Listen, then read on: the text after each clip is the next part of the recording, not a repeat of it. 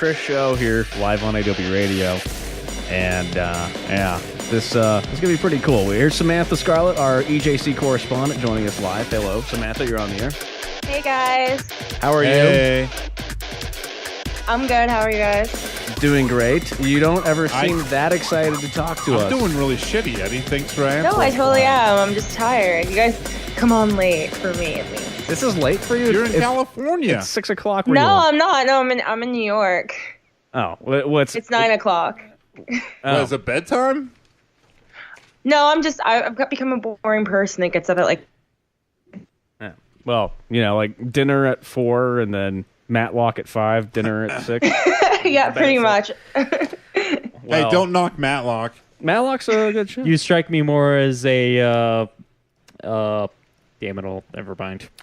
Well, this is an interesting topic you wanted to bring up on today's Murder, show. She Wrote. Yeah. Yes, the Mandela effect. The Mandela effect. Yeah. So this is basically when like a group of people, or the majority of people, remember one thing one way, but it turns out it's actually another way. And there are many examples. There's a lot of examples of it, and it seems like growing and we'll get into it, that it might have to do with time travel, the butterfly effect type stuff, or CERN, but it just seems like there's more and more things. It keeps progressing where things are changing at a rapid pace. It's really creepy, kind of. It is a pretty creepy topic. Let's get your guest that you're bringing on. We do appreciate you getting these awesome guests on. Jacob Israel. We're actually going to have to call him live here because we're running just a tad behind, so hopefully he'll answer. But he knows all about this phenomena. Yeah, he has a lot of YouTube videos. Yeah, which makes him an expert, if you ask me. Of course. If he doesn't answer, then we're just going to have to talk about it. Yeah, I know a lot about it, so... But I hope... Mr. Israel. Hello. Hey. Hello, you are live on the Eddie Jason Chris show on Idobi Radio. Samantha Scarlette is with us as well. Hey. Hello. So how you doing? Thanks for having me. I appreciate it. It's great. Thank you for coming on the show. So you are a national book award-winning author. You've won a Lone Star Emmy, a Telly, and an RB award. You're an award-winning television writer and producer.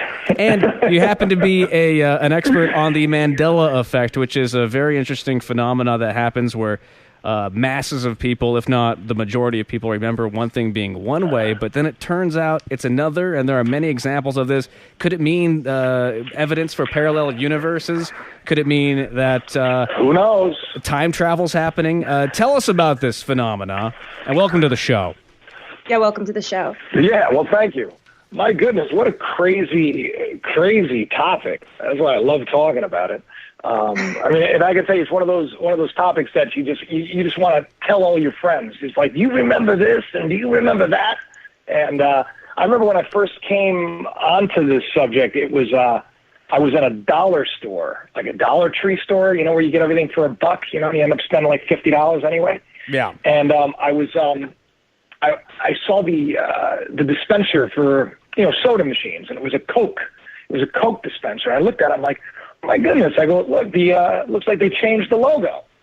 I said, that's weird. I said, the Coke logo's been the same for so long. I said, they spent so much money. They changed the logo all of a sudden. So I went online quickly and I looked it up, and then I was like, wait a minute. They haven't changed this logo. It's been this way since 1920.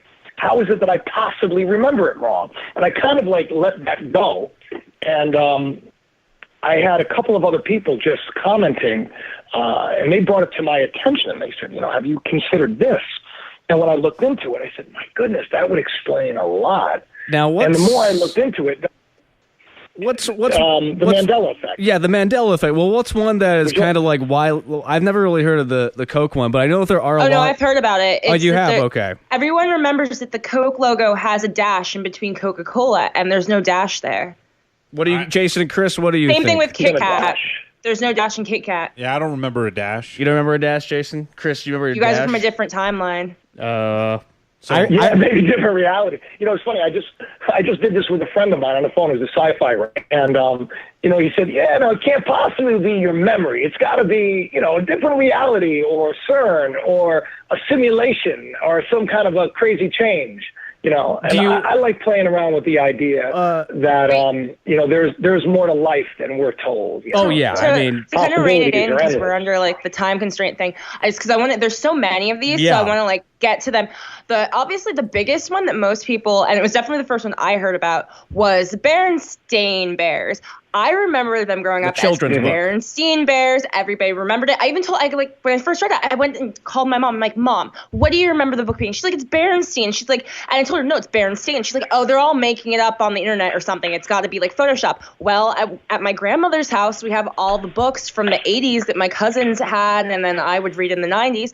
And I went and got them at my grandmother's house that they've been here for 20 freaking years, and it's Berenstain. And that one just blew my mind, and that's how I got like hooked on it. Yeah, but the last time you read those, I got to tell you, Curious George was another one that was a little weird to me. Yes, because, I remember the tail. Curious George having a tail, you know, and I remember him hanging from a tree eating banana. Now, I remember Curious George having a tail, too, so you're telling me that he did not have a tail? He does not have a tail. Never. What about you guys, Jason, Chris? One way of doing this, and this is what's kind of interesting about this whole thing, and this is where, like, if you haven't been savvy to the Mandela effect, and, you know, where it comes from, if you've done any research, basically a lot of people thought he died already. And what's weird about this is there's actually some, they call it residual evidence that, you know, in a book, there's a whole article written about when he died back in like 91. There's this. I'm sorry. There's a South African book called English Alive that was it was published in November 1991, and it said that he died on July 21st, 1991. So yeah, that's what he's referring to. Quite bizarre. But so like, I guess a lot of people freaked out about this. I personally don't remember, you know, Nelson dying or anything like that. But there's a lot of other things that I have recalled completely wrong. And the more I look, and what was weird about this is it always has to do with like famous things that you would know, like, and know very, very well, like famous lines of movies. So like if I were to ask you, what's that famous line from Forrest Gump about a box of chocolates, you would say, Chris, say it. Life is like a box of chocolates. Nope, it's life was like a box of chocolates. Yeah. Was, like past tense, like there's no such thing as a surprise in life anymore. The surprise is over. What? I remember it being life as like a, I remember it being is. Well, doesn't he say, doesn't he say life was like a box of chocolates? You never know what you're going to get. He did. With that accent, who can really tell? But historically, the historical record, you have an old VHS copy of this movie, and a lot of other movies I'll mention. Wait! Before we get off the topic of life was like a box of chocolates, it's interesting because when Tom Hanks has been on, he recounts it as life is like a box of chocolates. Yet in the movie, it was. Sure. So he remembers it the way we all do. And one of my videos, I have a it was up for. You know, it was for the Oscars, and David Letterman was hosting the Oscars, and you can actually see this clip where he's talking about famous lines in movies and how screenwriters, you know, they basically give us these lines that go down in history, you know, that we never forget. And David Letterman says, like, life is like a box of chocolates, which would be strange that he would say life is like a box of chocolates at the Oscars, that was scripted, when talking about famous lines that we never forget, and get it completely wrong. Well, what are a couple of these other... Let's go through a couple other examples, because, I don't think Jason and Chris here are quite convinced of this phenomenon. Let's see if we can... What do you guys remember from Star Wars? What's the famous line from Star Wars that Darth Vader says? Mr. Rogers' Neighborhood? Anybody watched Mr. Rogers' Neighborhood when they were growing up? Anybody remember it? Yeah. Okay. Do you remember the song, It's a Beautiful Day? In the neighborhood. It's a beautiful day. Wrong. What? Okay, that's actually not how the song goes. Now, Fred Rogers, who is all about unity, the reason it should be the neighborhood is because it's every child's neighborhood. Like when I was a child growing up, I watched it, obviously. You know, and it was a beautiful day in my neighborhood as well, except for, historically speaking, if you pull up Mr. Rogers now, like anywhere. If you have an old copy of it or if you pull it up online, he actually sings "It's a Beautiful Day in This Neighborhood," which is weird and very inclusive and not really Fred Rogers material, you know? But that's not it. I'll go into a couple others if you want. Wait, I have to interject here, just right here. I have to say, and I think I'm going to speak for Jason as well. We are literally arguing about semantics. I mean, these are conjunctions. Does this substantively change the meanings of these cherished cultural phrases? Well, no, of course not. I mean, that's the thing, right? And it's always something that you think you know very well, but yet we've remembered it wrong. And that's what's kind of cool about this whole thing. Maybe it's just because we're young and we don't realize. It's not like I'm saying the sky is falling, the world is coming to an end, or anything like that. I'm saying, let's think about this for a second, because it's not just many famous lines. I mean, okay, I grew up on Laurel and Hardy, for example, okay?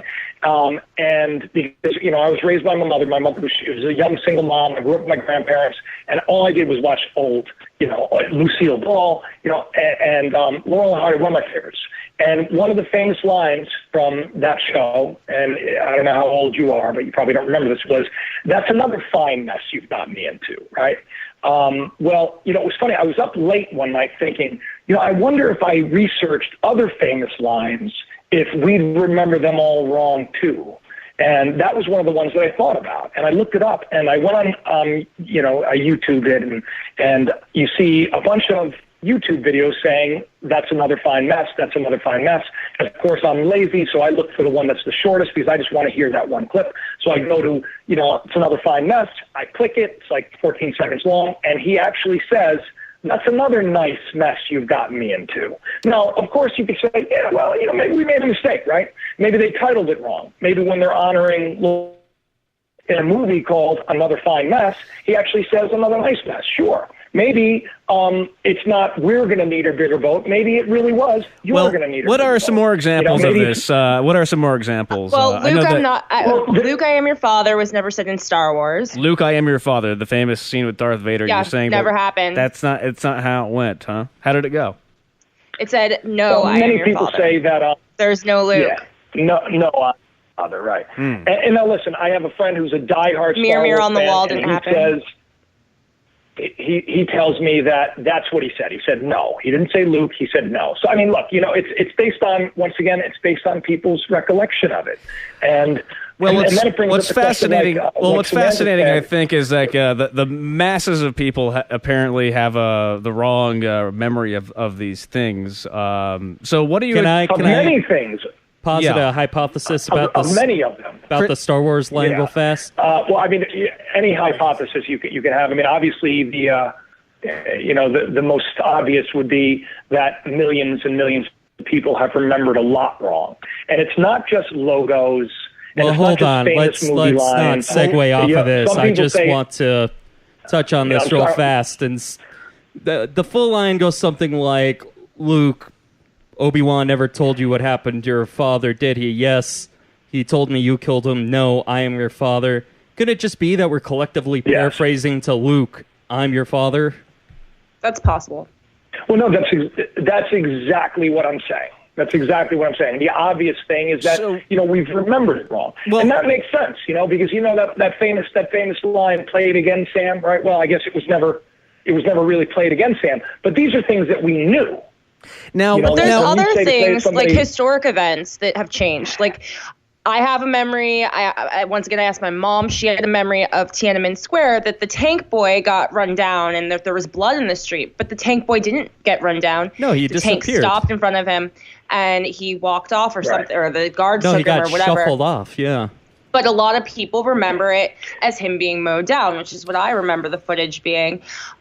There's a lot of people remember a famous portrait of King Henry VIII holding a turkey leg, and there's no such portrait. So there's a lot of things that are like historical imagery that has changed apparently. Now, what has changed? So I think we kind of understand the phenomena at this point. But what is your hypothesis as to why this is happening, Jacob? Why do you think that Do you think it's just, you're saying that it's bigger than a mass psychological effect of just the way the human brain works? You're saying that this could be something deeper? Here's the thing. Like when I first kind of became aware of it, I thought to myself, well, I'm thinking just like you. I'm a pretty rational guy. I like to study. I like to research things, and I don't jump on every thing just because it sounds cool. But what it was when I looked at just like, I'm like, my goodness, is it possible? Like Cruella de Vil, okay? I have 4 children. I don't remember her last name being spelled devil. Well, what do you think is is causing this, though, is the question, though? I mean, I think we get the phenomenon. So here's the thing. It's like, how can you possibly even come up with any kind of rational theory besides the fact we've memorized everything wrong and we've forgotten what it really was, right? So if you were to say, let's put that example aside. Let's say that's not the excuse. That it's more. I did a video just recently called something like, the experts agree the Matrix has you. The Matrix has you. This is something that I've always been really fascinated with. And if you've got any kind of, sorry, running out of time. I just need you to get to the point. What do you think is causing this? Do you think it's a parallel universe? Do you think it's time travelers? Do you think it's just a psychological effect? What is it exactly do you think that is causing this? Yeah, man. Listen, I can give you a bunch of things that you think it possibly could be. Could it be a parallel universe? Could CERN have opened the door like they said they were going to do? These D-Wave computers, they're the first computers that operate in parallel universes. Now, this is what the people that create these have said. So it's not like some guy wearing a tinfoil hat saying, hey, they're parallel universes. Guess what? Incredibly bright minds are saying this, okay? So the D-Wave computer, which is owned in 3 different locations, Lockheed Martin owns one, Google owns one, and one's obviously with the company with NASA as well. This computer is up and running. So you could say, hey, there are being quantum changes that we're experiencing through other realities. CERN supposedly, with the collider, they're trying to open the doorway to a parallel universe so that they can basically get the energy from that. Have 2 realities come together. Is this like an episode of Fringe, where, reality is now becoming stranger than fiction? Another one would be, is this actually a simulation?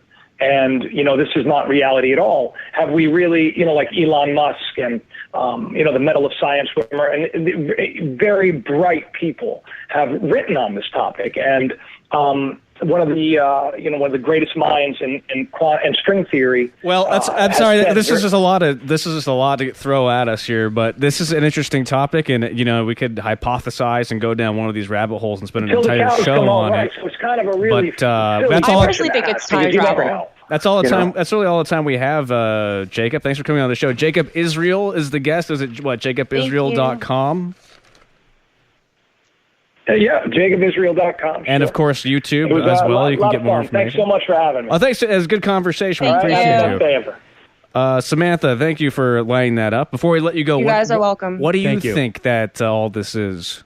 I personally think it's more plausible that it's time travel, that in the future, or maybe not so distant future, we invented it, and it's people going back and making little changes, or like how in the butterfly effect, it affected things in weird little ripple ways. I mean, if to anyone out there, if you're familiar with the whole John Titor story, which I tend to think is BS, I've never really believed it. If John Titor truly was a time traveler, this all kind of ties in with what he said about how whenever you travel back in time, it kind of changes things and timelines shift. So, I don't know, CERN or time travel. Well, it's definitely something to think about. And if anybody just Googles the Mandela effect, there's this cool BuzzFeed article on it. I don't know, whatever it is, it's interesting, whether it's just like a psychological effect that happens and it's just the way that the human brain works, or maybe there's something else going on, but whatever it is, it's just cool. It's trippy. It is trippy. It freaks me out. Like, when I watch the videos and it's like, wait, I remember this one way and oh my God, it's not. It really kind of plays with you. And it's one of those conspiracy paranormal things that, I don't know, a lot of people it's kind of very believable. So that's why I don't know, really freaks me out. Well, that's what it's all about when we have you on the show. You bring on very freaky topics and freaky guests, so we appreciate it, Samantha Scarlette. Awesome. Follow her on Twitter. Go to her website. Yes. Lots of stuff going on with you. And as always, again, thanks for coming on. Awesome. Talk to you guys next week. All right. Sounds good. Bye. See ya.